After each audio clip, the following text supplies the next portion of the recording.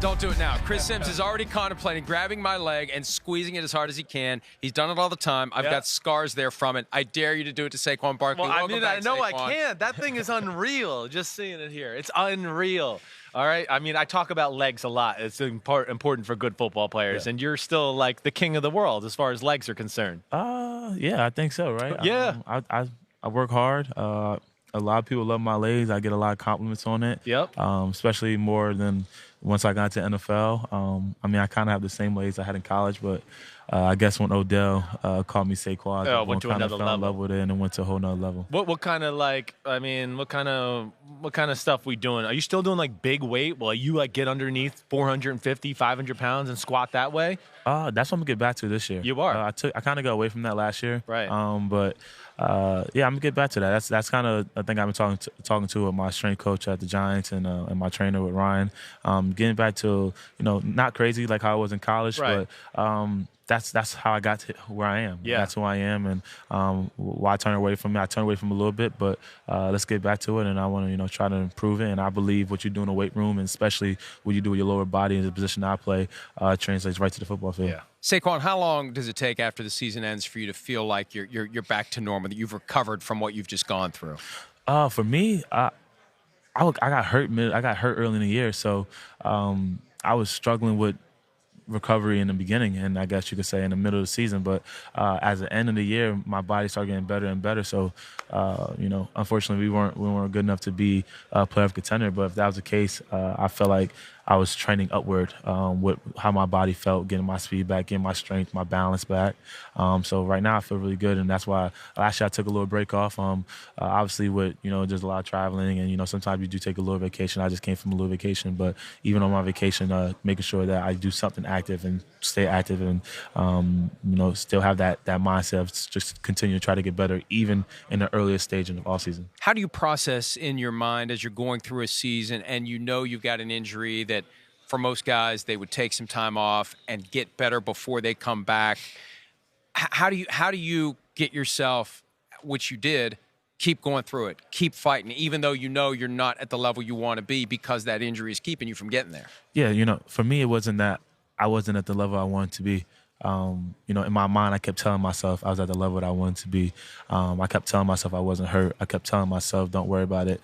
Trying to have that Mamba mentality. And that was, that was like my mindset to go into it. But then I had to go back and reflect on myself and see, especially when we got into the bye week, and see like what's going on. A lot of people could make excuses, and a lot of people could say this and say that. Oh, he's not having the same production because he hurt, or this and that and the third. But I didn't want to take that stand, so I just kind of went back, watched film myself, saw that I just gotta I gotta bring it to another level, and that's what my team expects from me. And then kind of got back into my groove going later into the year.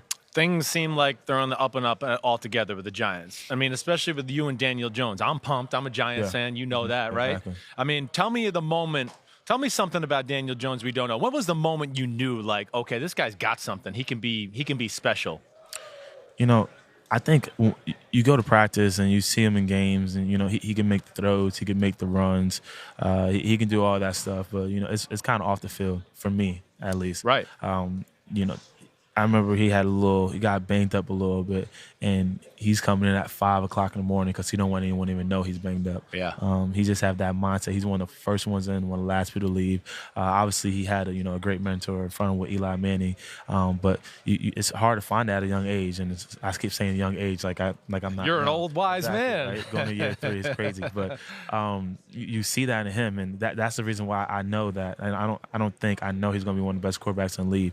Take away talent, take away all that God-given ability, just off the the mentality and the work ethic that he has. And if he continue to have that, the future's going to be bright for not only for himself but for the New York Giants. Does he remind you of Eli, like the way he acts and handles himself? Yeah, I would say that. I mean, he definitely, I would definitely say he reminds me of Eli. But at the same time, there's two completely different players and two different complete people. But the mannerisms and the way that they carry themselves, and the way you got to be in New York, you got to deal with the media. The way he responds to the media, right? He can have a great game. He's still gonna come in and do what he need to do. Same like Eli, or he can not have the game that he would love to have, and still gonna be that same guy no matter what. Same like Eli. So I see a lot of similarities. And Saquon, even though you've only got 2 seasons in the NFL, you got to mature quickly in professional football because things change fast. And now you're the guy that is the only thread back to when you arrived because the quarterback's gone, the coach is now gone, Joe Judge has taken over. What do you know about your new head coach? What can you tell us about him so that we can anticipate how this year is going to go?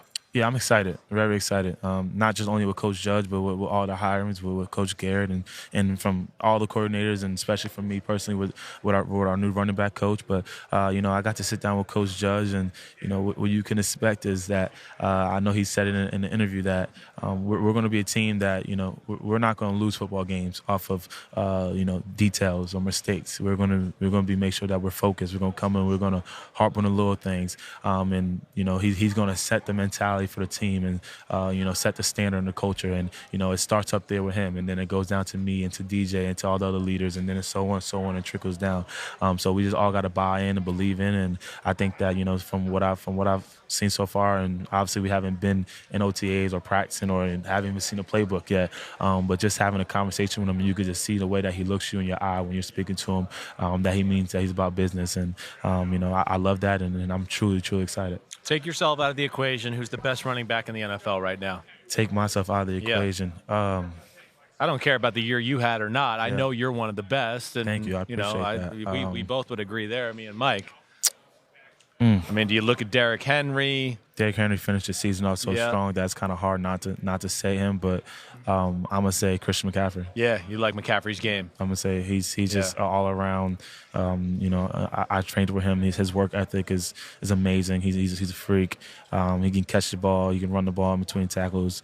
Outside of tackles, he can pass block. He can do it all. And I think that's kind of where the game is evolving to, or where the game is at right now for running backs. Right. And, I think.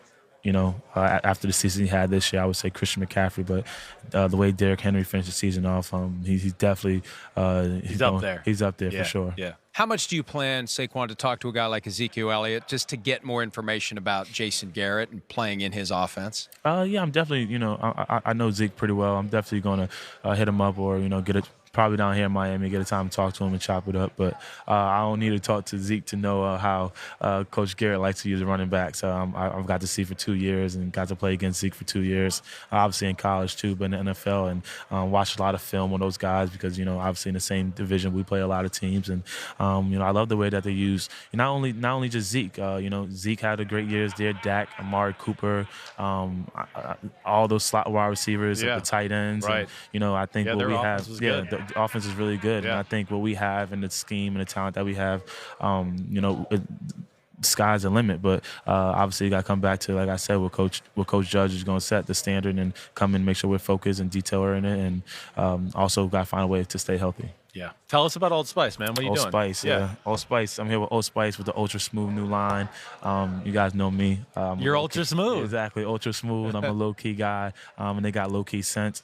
They got deodorant, face body wash. The face body wash is actually dermatologist tested, which is, a lot of people can't say that. And, I've used the product. I love the product, and it's in stores and shelves now, so make sure you guys go get that. Yeah, no, I'm an Old Spice guy, and I did this yesterday with Alvin Kamara, too, because he was here.